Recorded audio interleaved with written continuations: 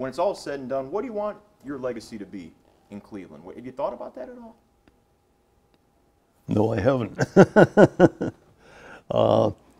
But something happens every once in a while. Like I was out at the IEX Center a few weeks ago, and 2 or 3 people came up and shook my hand and said, I just want to say thanks because you gave me so much pleasure just watching you over the years.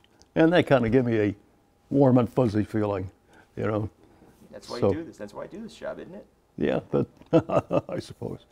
And Cleveland's a great place because, and I've told other general managers who I've talked to in other stations, when you get somebody and you put them into an anchor spot or something here, and something doesn't happen in 6 months, don't change it. Don't, put somebody else in, because we've got such a large population of Middle and Eastern Europeans who are a little bit standoffish is not a good word. They rough around the edges, maybe. They don't take to you right away. They wait, but once they take to you, you're family.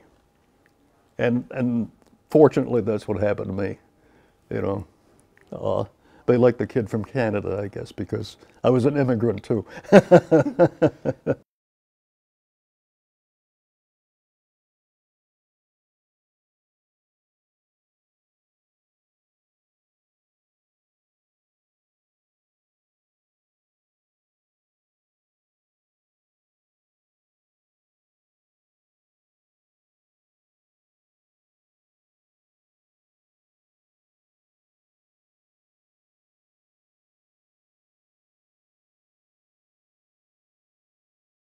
Do you miss those days?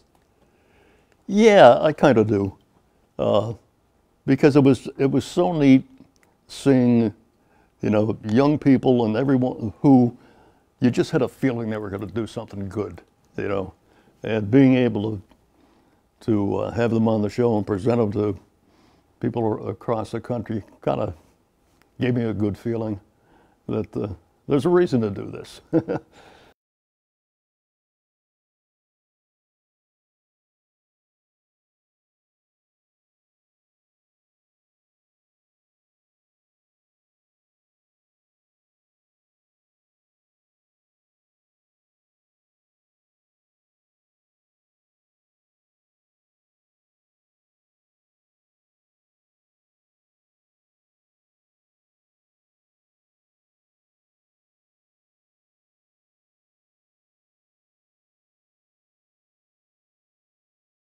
Dick called me one day and had a nice conversation about the fact that he watched me out because we were on in LA and he was starting a new show. He said, I'd like you to host it. It's going to be on ABC on Saturdays. And I said, well, I'm really doing a nice show in Cleveland on Saturdays. So we discussed what it would be. And Dick was a wonderful guy.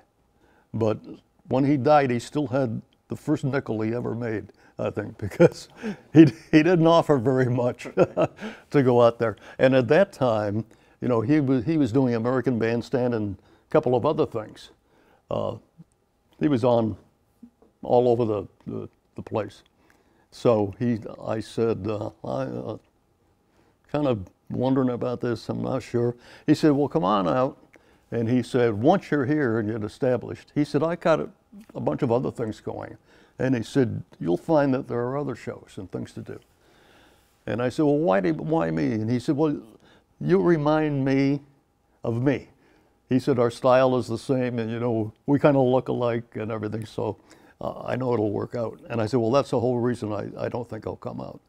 Because I said, when you start producing another show and it's either you hosting it or me hosting it, I don't have to be a brain surgeon to figure out you're going to be hosting it. So, and I wasn't sure that I really wanted to get into that swamp in LA. It's a different atmosphere, and Cleveland's such a wonderful place to work. I mean, you built quite a legacy here. You were station manager. You were here for Yeah. all those years. I like to tell people that I went into management for a few years and then I had a frontal lobotomy, regained my sanity, and came back on the air. The Upbeat story's been done several times, but is there anything you can tell me that you've never told anybody about that show? Is there like a nugget that you can tell me about, something you haven't told anybody about Upbeat? I don't think so. I mean, the thing ran just like clockwork. Herman Spiro was a great producer, and he really had a good rapport with the music industry. And you know, there were a lot of people in the music industry in those days that, you know, you're not sure that you want to get real close to them. Herman had a way of getting close to everybody.